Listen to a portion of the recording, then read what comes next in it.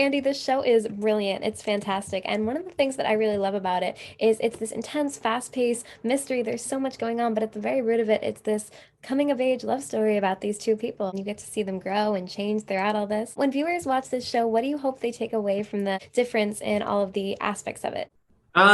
Well, some of that is, I'd say it's better landed in the back half of the show. So without giving too much away, I well, I think I would hope that like on the more on the kind of like more like the broader level, like one of the things we talked about a lot is like this kind of the trappings of nostalgia, I guess, and like and this sometimes when things don't feel right in our current situation in our present day, we have this tendency to just like look back, and whether that's watching the movies we loved of our youth or just trying to recapture a feeling that no longer exists, but a feeling of like we had when we were younger in our 20s and younger and in love, and the highs were so much higher, but the thing is like the lows were much lower then too, and I would hope that like maybe while the while nostalgia can be a good thing, but I think it also can be it should be taken in small doses, I guess. That's kind of what I'm trying to explore, and I could be totally wrong about that too. That it should be taken in small doses. Maybe we should all just dive in deep into nostalgia and live there. But I think by the end of the show, it's that maybe nostalgia can be a curse. So You take the element of nostalgia and you bring it into a mystery, this intensity that you wouldn't really picture together, but it turns it into something really incredible. And something that you said that I loved is you said at its core, it's about people who want to go back to a time in life where things seemed a bit easier before the hard parts of life kept piling up. How did you come to the idea of turning this into such an intense thriller mystery? um, I mean, it was a thing that didn't start as an intense thriller mystery. It started as a little kind of charmed friendship love story about it was like maybe 8 years ago.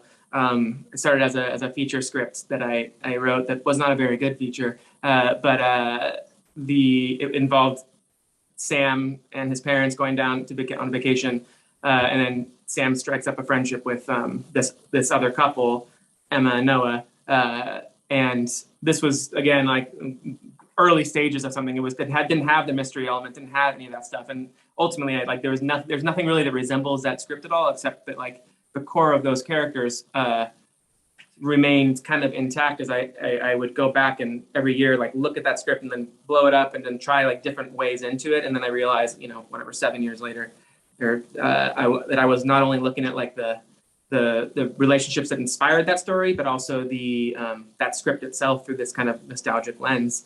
And I then blew up that script and turned it into what this is now, and split up those characters over timelines, and then turned that, like, that's where the mystery element kind of was added in, because it's like this couple who's trying to find out what happened to Sam, but they're also trying to find out what happened to themselves. Like how did they get here? How did they get to where they are 15 years after they met on a beach in 2007 and like immediately fell in love? And now they are here in this kind of like this this middle existence in their late 30s, and trying to figure out like where do we go from here.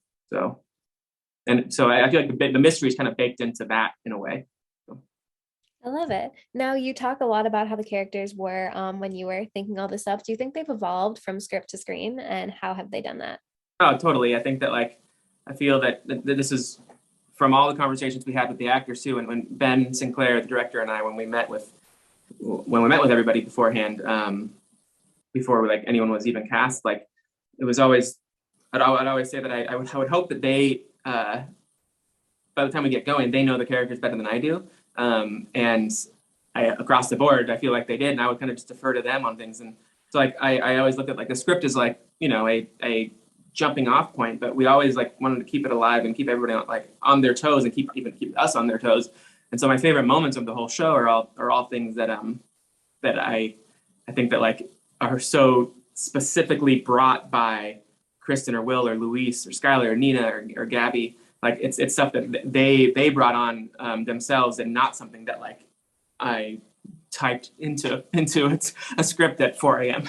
So when we first meet your characters, we learn a lot about them very quickly. They're married, but while your character, Cristin, she's determined to grow and change. William, your character, he's kind of content with the life he has. What did you learn about them throughout this filming process? Well, I feel like uh, it's a weird thing about just sort of growing up and changing and sort of starting to get set in your ways. It's like even if you're not necessarily 100% satisfied with something, it's enough. And how it feels almost greedy to ask for more when so much is okay. And I think that's sort of where Noah is.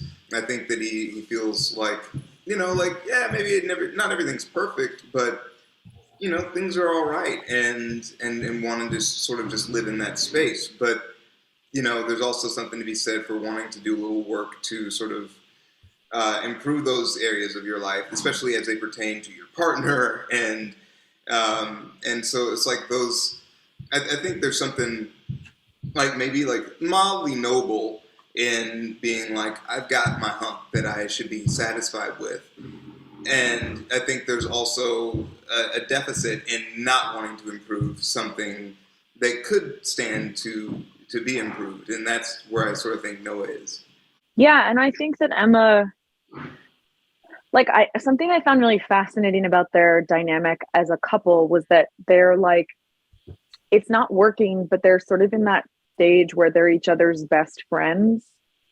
And yet they like can't share these major things because they're caught in like an old dynamic. And so they're weirdly like becoming different people in this marriage and friendship that like started somewhere very golden. And I think that that's like such a real thing that happens. And I don't know. I liked that she hits a wall with it, and I don't know. I like watching someone grapple with disappointment because I feel like that's like one of the most human things you could watch a character wrestle with. I don't know if I answered your question. No, you definitely did. Now, Okay. this is an intense mystery, but at the very root of it, it is a love story, and it is the story of these two people living with each other and learning about each other within everything that's going on and all the questions that this series asks. What do you think that viewers can learn from your characters and from the growing that you guys do within from start to finish with this show?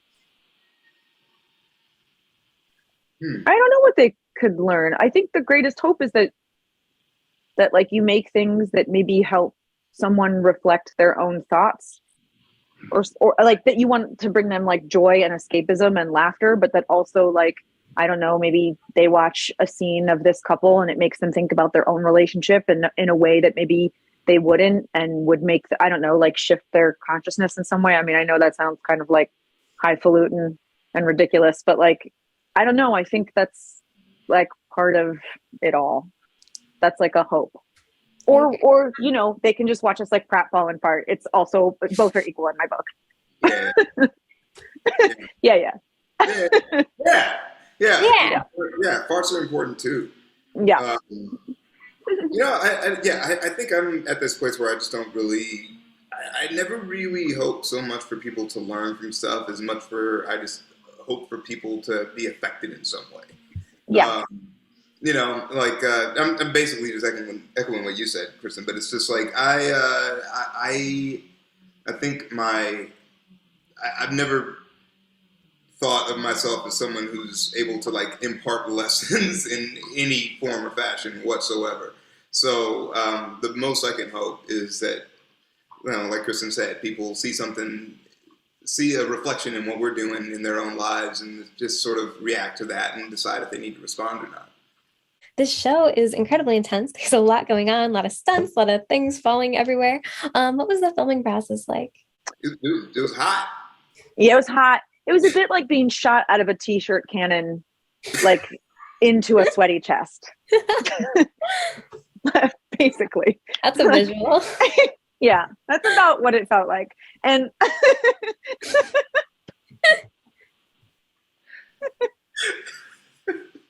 like, but also like such a joy because it was like such an amazing group and such an amazing, and like we all really, it felt just like it was just such a beautiful company. And I loved acting with this group so much, but the shoot itself was wild. Like, you know, we shot really big sequences in a very fast amount of time in like a really hot place. And like, you know, I think some days were easier than others, but yeah, there were definitely challenges there, but they were like a hoot. Well, it was a lot of fun. I'm sorry, is this like a sweaty chest? It's like that's really funny. I love the imagery. Yeah. But yeah, like yeah, it was really tough at times, but it was a lot of fun. I think that, you know, the thing that is there was so we also did a lot of just sort of on the day changes and just doing wild stuff just because this is a cool looking hill, or, you know, because it would be fun to see if somebody threw up right now or farted, or, you know, it's like, so all those sorts of random things being thrown in, sort of like keeps it alive and also keeps it organic, because it's, you know, like people do weird stuff at weird times. And I think that's what makes something feel, for me, it makes it feel grounded when people do something that has nothing to do with the scene at all in the scene. Yeah. And I feel like, you know, we definitely shot some of those things. I mean, I'm not sure how many of them made it into the show, but it's like, it was, I think the fact that it felt just sort of alive and random in that way was really great. Absolutely. Thank you guys so much. Thank you. The show is brilliant. It's so thrilling. It's exciting. I had so many questions. It's a very edge of your seat type of project to be on. Now tell me about Sam and tell me about Violet. What can viewers expect to see from them on screen?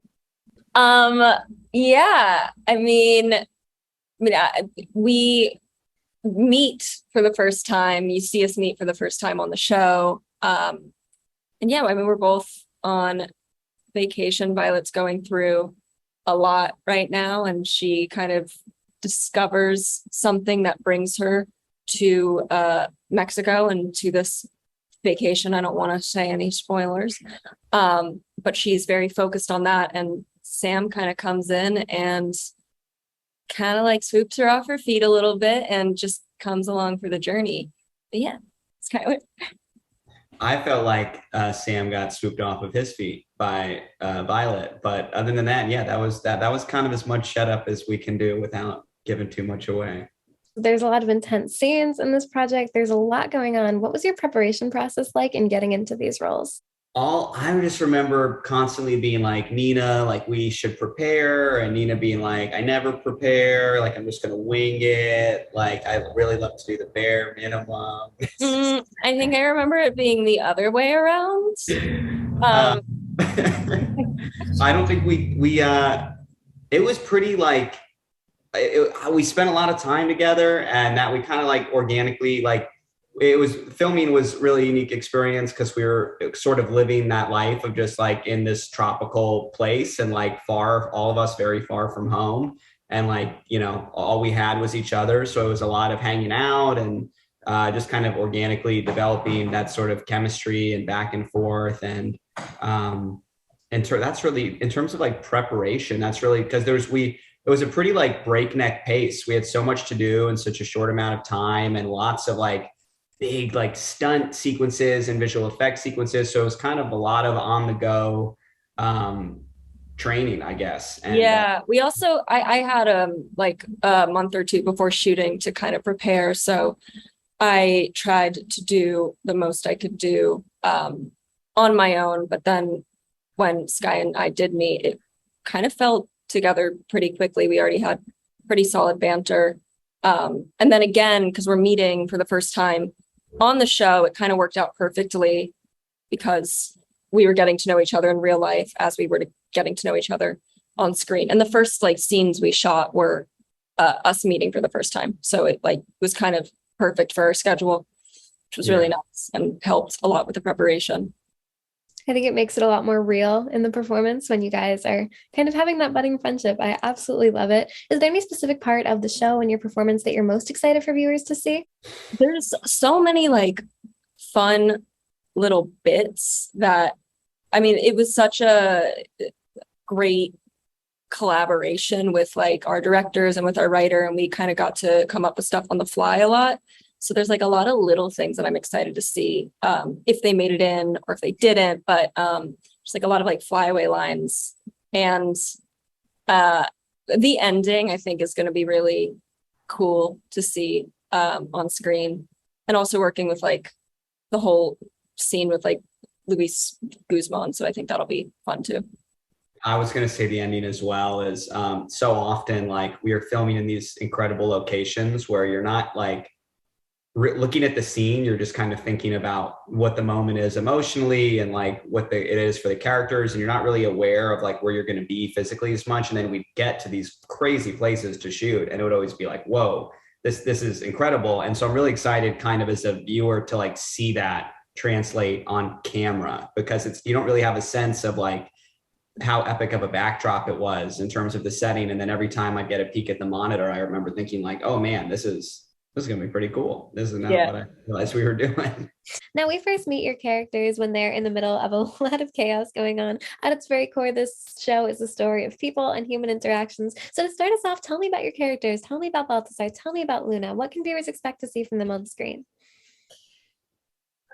Do you want me to start? Oh, well, Luna, she's a lunatic. That's why I call her. Like the name. Yeah, I just, that's why that was my conclusion after I finished the show. She's a lunatic, and I love her so much.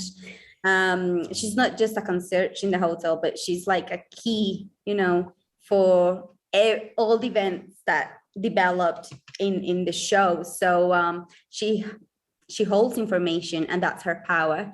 And also this relationship with Balthazar, which I absolutely love, best friend, human interactions, and also, this, that she realizes with time how important it's family as well. I think it's one of the most interesting things for me to play about Luna. Yeah, these guys are like, Balthazar and Luna are like, they know all the secrets. They know everything that happened before the hurricane destroyed this hotel. So they have all the information. So they're very mysterious characters, but at the same time, they're never the thing you're expecting to be as an audience. Like Balthazar is this rich kid from Yucatan in Mexico. He comes from a family of really powerful people, but he doesn't want to be a part of that family anymore. So he just wants a normal job, and he gets this job about being the head of security in this hotel. He's obsessed with detective novels. His dream is to become a detective. So in a way, he starts working as a detective in a hotel, and suddenly everything goes wrong. And he is a part of something really shady and deep and bad. And we're going to explore all that story through the show, through the eyes of these new characters, Emma and Noah, these tourists from the US that they just want to have some fun, and they suddenly are going to find the biggest case of their lives. So I think that's an interesting thing to play.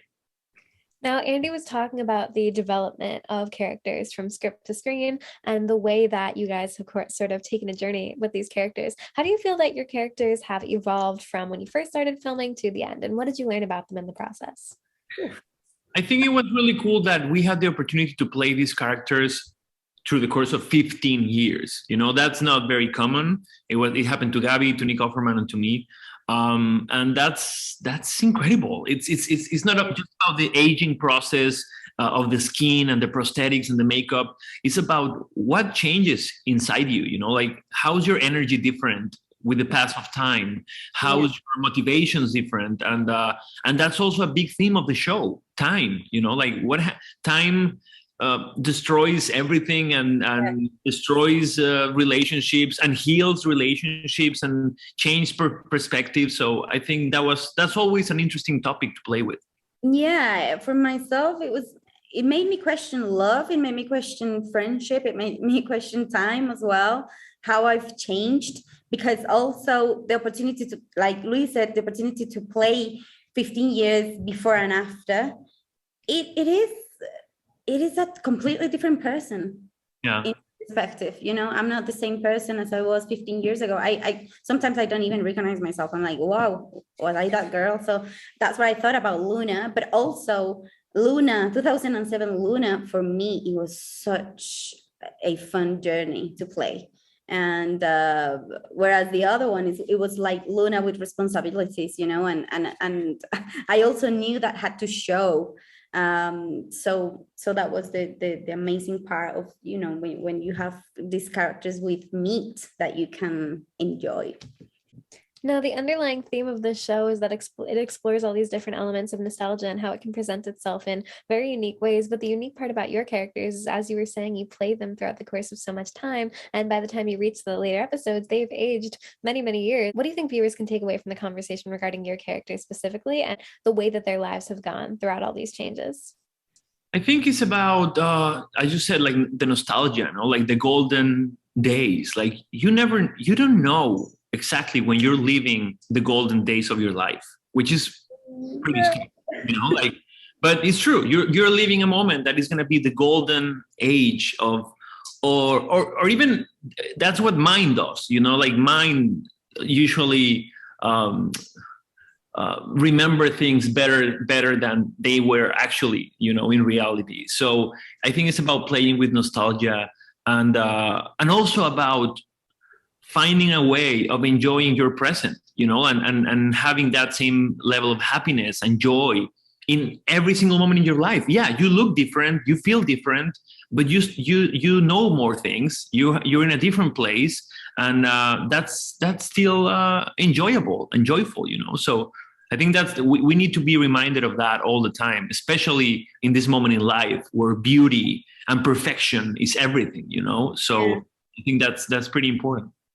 Yeah, how fast also everything changes and how it completely changes as well. And I mean, in my perspective, I couldn't age so much, you know, and I didn't use any kind of effects or because she has very good skin for aging, yes, but but that was, you know, that was the challenge. Then how can I look older if I don't look that old, if you know what I mean, like, you know. And it was about attitude, and it was about, yeah, going deep to say, who was I 15 years ago? And there was something about the body that when I was like, oh, 2007 Luna, it immediately, you know, automatically changed. Whereas, you know, the present Luna was like, oh no, now I'm present, now I'm old, now I'm, you know, yeah.